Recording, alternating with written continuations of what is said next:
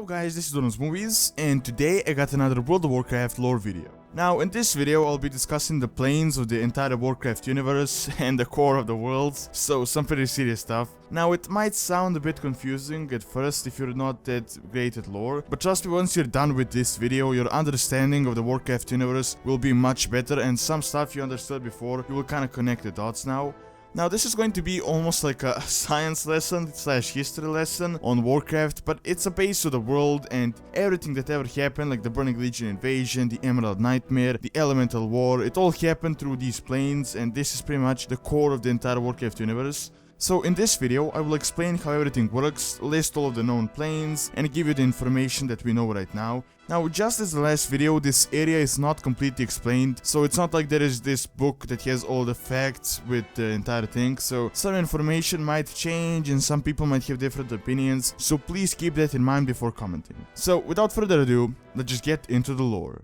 Alright, so the first and the most obvious question is, what is a plane? So in the simplest words, it's a dimension, and unlike the real world, Warcraft has many different dimensions all happening in the same place, or at least in different places but some sort of collide. Now the most well known one is the material plane, which we as the players are on and all of the other mortals on Azeroth, but the world is not that simple and that is just kind of the surface of it. There is so much more stuff below that. Now many creatures that came to Azeroth came from different planes, such as the elements and the Burning Legion, and oftentimes we communicate with different planes all the time without much knowledge. Now, example of this would be teleporting, which is suggested that you pass through the Twisting Nether and get back to your destination, although this is not confirmed. Now, the three most influential planes are the Elemental Plane, the Twisting Nether, and the Emerald Dream, and of course the Material Plane that I mentioned before. Now, all of them are quite connected, so I'll give you a quick history lesson on the starting of the world, so you can understand how all these were created.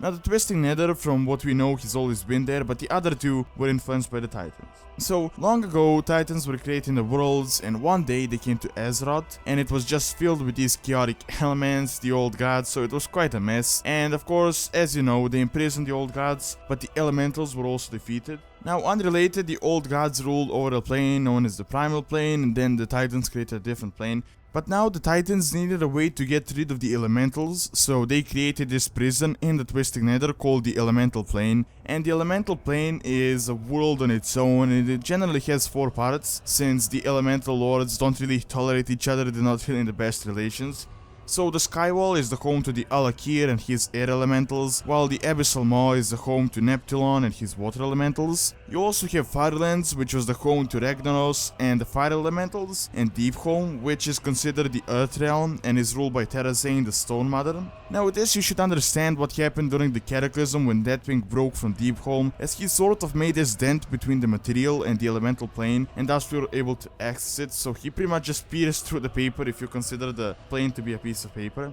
Now, as I explained in my last video about the arcane magic, the mages have discovered a way to use the arcane magic in order to summon an elemental for a certain period of time. So pretty much what they do is they summon an elemental from the elemental plane into the material plane, and then he goes back to his home, the elemental plane, after the time expires. Now that is it on the Elemental Plane. Another important one is the Emerald Dream, which is a complex matter, but I will try to simplify it for you so you kinda understand what's going on. So when the Titans created their perfect world of Azeroth, they created this backup copy known as the Emerald Dream, and the Green Dragonflight and Ysera were the one in charge of guarding it. Right now, the Emerald Dream is what Azeroth would have been like if no intelligent beings were living on it, so if you were to go to the Emerald Dream right now, all of the continents would be together and the world would just be like it was thousands of years ago, so pretty much, as I said, everything would be together and it would be much more peaceful in a way. Now it is said that if Azeroth was to get fully destroyed, that it could be possible to pull up that backup copy and recreate it again. And also you have the Emerald Nightmare on the other hand, and pretty much it was created with the interference of the old gods, and it is sort of a virus, if you can call it like that, and it was stopped a few years back, but pretty much you have the backup copy and the virus that wants to corrupt it,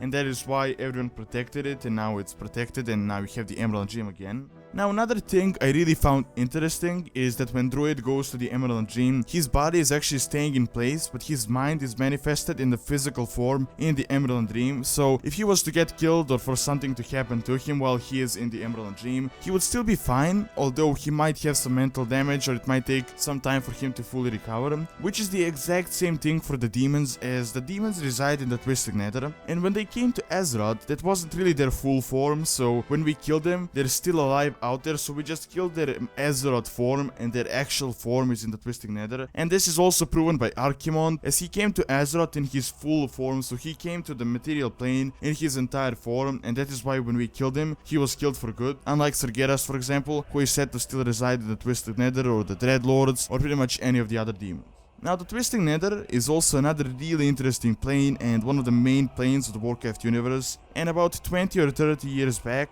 Ner'zhul tried to escape from the Burning Legion, so he tried to open too many portals on the world of Draenor, and with so much energy the world imploded on itself and now is known as the Shattered World of Outland. Now it is said that the world lost its core and it now is just floating around in the Twisted Nether, which you can see when you look at the sky on Draenor. So for example, if you were to go to Worlds of Draenor, like that version of Draenor, and look at the sky, you would see it's completely different to the sky you can see in Outland. Although the Twisting Nether is considered to be the astral plane, so it does have an atmosphere on its own, but the world of Outland doesn't really have a core of its own and it's just floating around.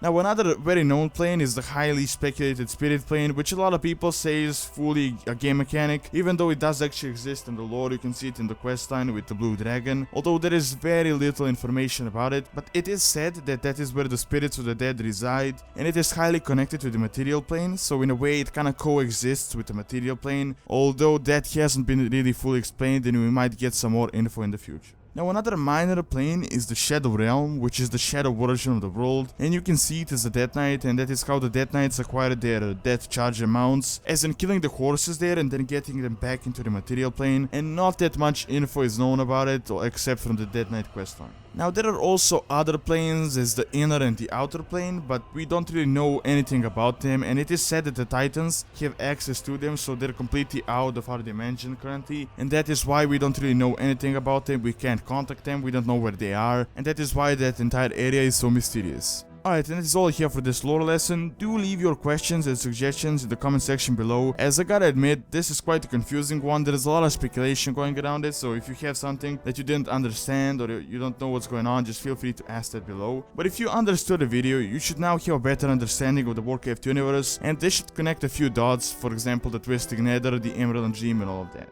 Now if you liked the video, don't forget to like and also subscribe if you're not subscribed already, as it really helps out the channel and keeps all these videos going and improving. Thanks a lot for taking the time out of the day to watch this video, and see you next time.